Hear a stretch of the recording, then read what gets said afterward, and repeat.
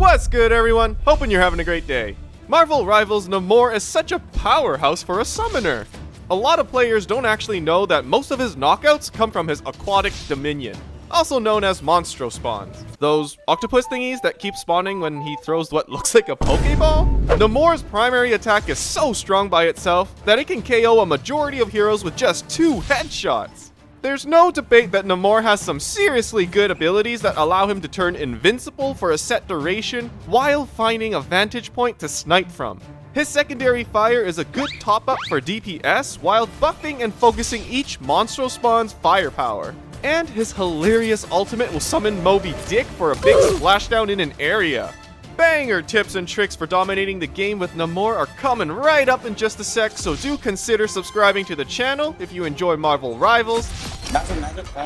And of course, hit that like button if you're digging Namor as a hero. Let's go!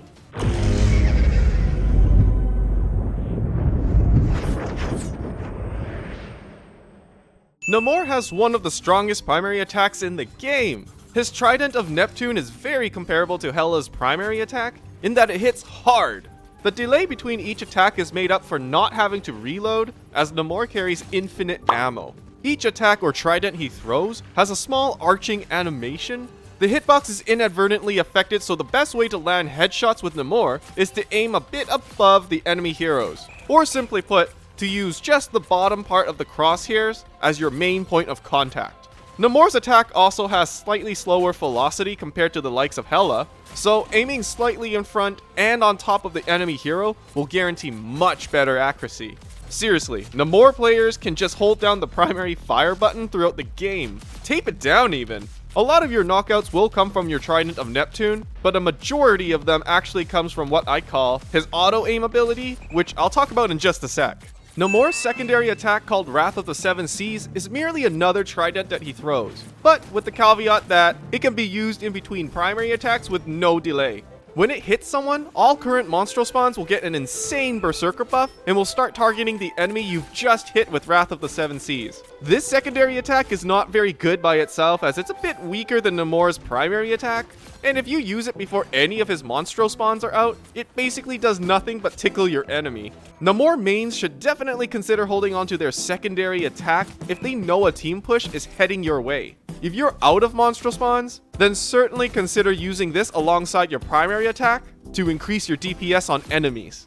And so for Namor's auto-aim ability, it's called the Aquatic Dominion, which are the Monstro Spawns. It actually gets him up to 2 charges to use at any given time.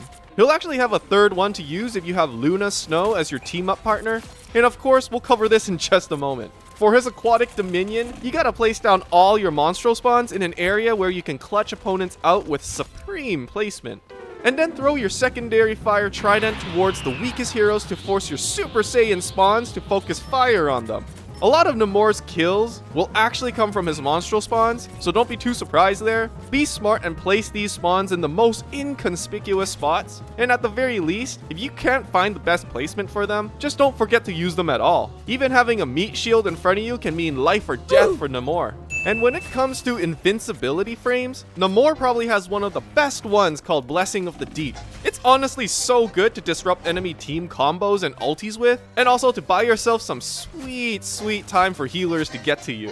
Not to mention, Blessing of the Deep can be used as a bit of a traversal skill to bring you up and far into the Z-axis. Time and time again, I found great placement for Namor to lay down his Monstro Spawns and where I can snipe enemy heroes down with his Trident of Neptune. It's also one of those skills that give a when in doubt rule of thumb, because when you're in doubt if Namor will survive a team gank or not, just hit shift or whatever your Blessing of the Deep button is. Seriously, this sphere of invincibility will infuriate the enemy team so well that when you consistently pop it off in the most crucial times, that it denies them the kills. It's a trollable offense.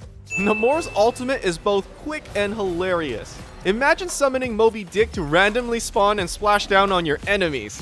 Horn of the Proteus does great damage, and although it doesn't one-hit KO like Iron Man's ulti, Horn of the Proteus makes it up by having a bigger area of effect. It also hits faster upon activation than compared to many other ultimates. Namor's is both consistent with no frills. It's an area nuke where you get what you see and is best used against hordes or clumped up heroes together. It does a mini stun by knocking heroes down for a second or two, which can change the entire pace of the game when timed correctly. Alright, now as mentioned before, Namor's team-up ability with Luna Snow's chilling charisma will grant Namor a frozen spawn. I can't say this enough when I tell you that it's actually super good for Namor. The ability to have a third monstral spawn will ramp up Namor's DPS by quite a bit, because his frozen spawn actually does more damage, lasts longer, and slows the enemies it hits compared to his regular spawns. Not to mention the buff that the frozen spawns get when Namor throws his Wrath of the Seven Seas at a target. Running around and having an entourage of 3 octo turrets is quite intimidating when Namor gets used just right. Okay, so to summarize, the most knockouts that Namor will get is through his primary attack and aquatic dominions.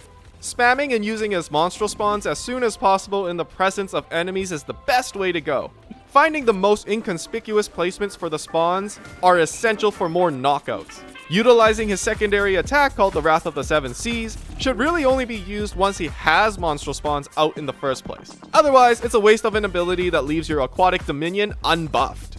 If you have no more monstral spawn charges and you gotta deal as much damage as possible, then consider using the secondary attack interchangeably with his primary.